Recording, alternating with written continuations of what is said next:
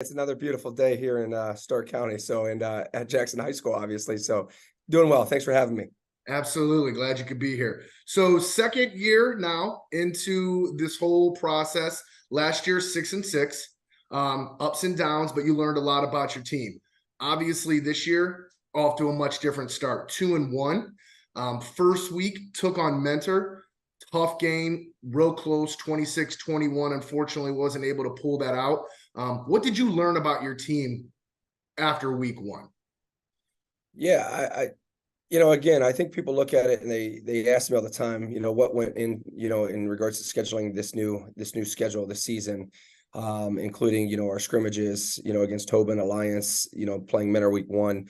And just the idea was our kids, from a year ago, we went into St. Ed's just being baffled by their size and their athleticism. And, you talk about the region now, 16 teams out of 17 teams make the playoffs, but it's a whole nother ball game when you get to the playoffs and you're facing, the top 4, top 8 teams, and you're shell shocked when that happens. And, for us, it's no longer just being shell shocked. It's us saying, hey, we've gone against the best. We're ready to play anybody. And that's, that's not to take away of anybody that we've already played or anybody that we're going to play. It's just our whole demeanor. Now, when we walk on the field, we have the utmost confidence in ourselves and our team and our coaching staff. Kind of that mentality, iron sharpening iron. Absolutely. I appreciate that. I like that a lot. So, second week, you guys pick up a W, Mayfield, close game. I believe it was 36-35, if I'm correct. Correct. All right. So you do that, and then you take care of business last week against Stowe, 34-0. So obviously, maybe some of those teams that you were scrimmaging and that you went against are already starting to pay dividends, and you're starting to see that kind of confidence build within your team. Tell me about a couple of players that you've had high hopes for coming into the season that are starting to, pay off, or they're fulfilling what you kind of saw over the summer when you guys were doing some of your off season workouts. Yeah, I think, I have to start with our captains, to be honest with you, just because, I've been around a long time, and the leadership that these guys bring to the table, and the buy-in that they have, it's really transcended throughout our program. Joe Lattarulo, I'll start with him. Obviously, he's a guy that, I'd run through a brick wall for. Again, a guy that was playing some quarterback last year and had some adversity, and I end up, making a move to bring up a young kid that plays quarterback. And he's just accepted his role and responsibility. And ultimately, he's just a true team guy that wants nothing but success for the entire team, more so than even himself. And players see that. It's not so much the talk, it's his play. You go Zach Ferguson on the defensive line. He's not only a starter on defense, but he's on every special team for us. Kyle Benson, he's a two-way player for us at safety and receiver. Against the Mayfield game, I think he had 10 catches, 178 yards, and a touchdown. So again, another guy that's doing exceptionally well. And then a guy that's really an unsung guy that's, with our offensive line, Steve Batillion. Those guys don't get a lot of credit in the trenches, but he's, again, a 2-year starter for us. Just his leadership and all the calls that he has to make up front, he's doing a tremendous job. And then you have, the big names that you guys see in the paper a lot. Obviously, Lucas Eckerman is doing exceptionally well right now. Jamal Phillips, Noah Colando on the offensive side, making big plays. Anthony Fueline is having a hell of a year already. And then, defensively, it's a multitude of guys. Jordan Warmath, he led our team in tackles last year as a sophomore.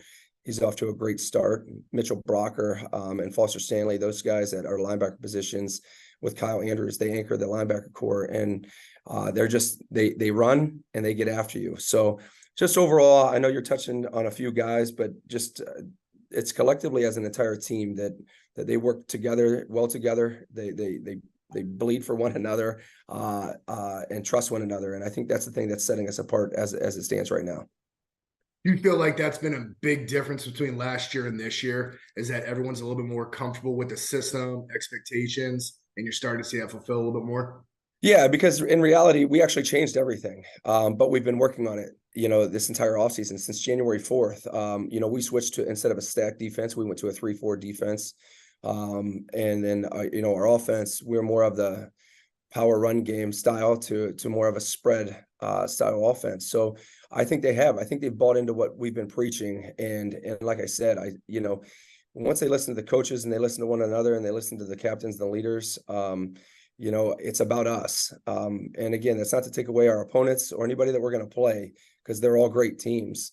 But I think every head coach would agree that you're more worried and focused on yourself than you are everyone else. How difficult has it been for you to go away from that power run mentality, given your history, into that passing? Has that been a little bit of adjustment? Because I'm sure you like the ground and pound mentality.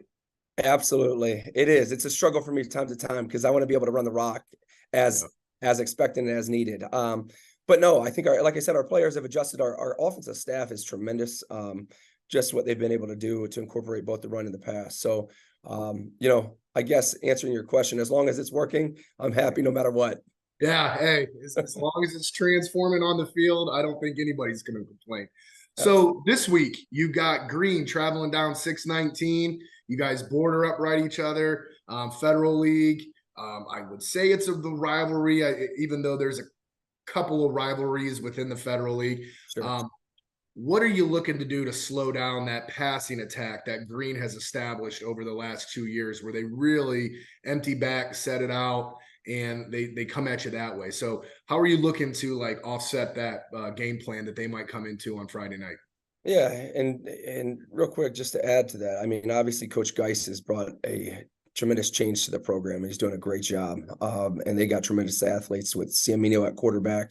You have the Martin kid, the Baglia kid, Mandarin. I mean, they got weapons all over the football field. And I think, for us, and I think the same for them, it's trying to limit explosive plays. You got to force teams like that to drive the football down the football field. And if you can limit explosive plays, as I'm sure they're going to try to do to us, I think you give yourself an opportunity to get off the field on third down, to create turnovers, those sort of things, which are going to keep you in the football game. Yeah, they definitely they've got a young defense. They started a lot of sophomores last year that are now juniors. So I definitely am interested this week to see how your guys' offense and their, the youth of their defense at, the junior settings. I believe Mike Shaw, there's a Mike kid. Shaw, he's a stud. Yeah. He gets after. He does a great job on the defensive line. There's no question.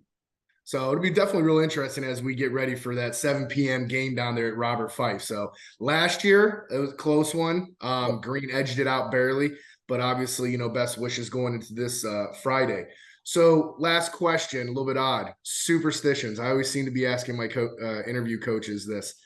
What are some game day superstitions? I've heard from some coaches, they make their assistant coaches, if they wear shorts on the first week, you got to wear them all 10 weeks or till the season ends. Or one coach has been eating Chipotle every Friday. Any odd superstitions that you've had that have kind of taken off since your playing days into coaching days? Anything like that?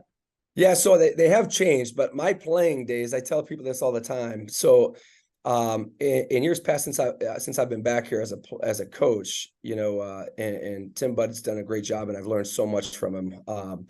He didn't really allow the players to go home, after school. So we're here all day, and I think, for many reasons, I think is the right decision. But one of the things I did look to change was that this year, just because I remembered as a player, you're here at school all day. And as an upperclassman, most of those guys are the ones who are playing. It's a great opportunity to go home, to get away from the school setting, relax, maybe debrief, take a nap, whatever it is. So as a player, I would always go home, take a nap, and my pregame meal was a spicy chicken sandwich from Wendy's. That was my thing. But it just depends. Like this year, it changes all the time. Right now I'm not a hat guy. I don't wear hats, but since week 2, I've been wearing a hat, so I'm going to stick to it and ride it. I've been rocking a hat for 2.5 years when I realized I was receding and basically going bald. So that could be why I'm doing it too, but I just don't say that. Coach, you still got it. I'm with you. You're way above me. I would show you a sneak peek, but just like you, I don't want to give away too much. That's right. To the opposition. So that's right. No, that's awesome. And, wish you guys nothing but the best. I love the start you guys are off to. Love your mentality.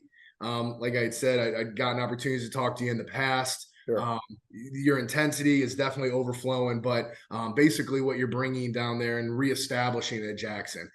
Because they've always been looked at as, one of the premier powerhouses in the federal league and even in the state of Ohio. And I think you guys are definitely trending back in that direction. So again, this Friday, Jackson's going to take on Green at Robert Fife Stadium at 7 p.m. Coach, one last thing. Do you want to leave any messages for the Jackson faithful?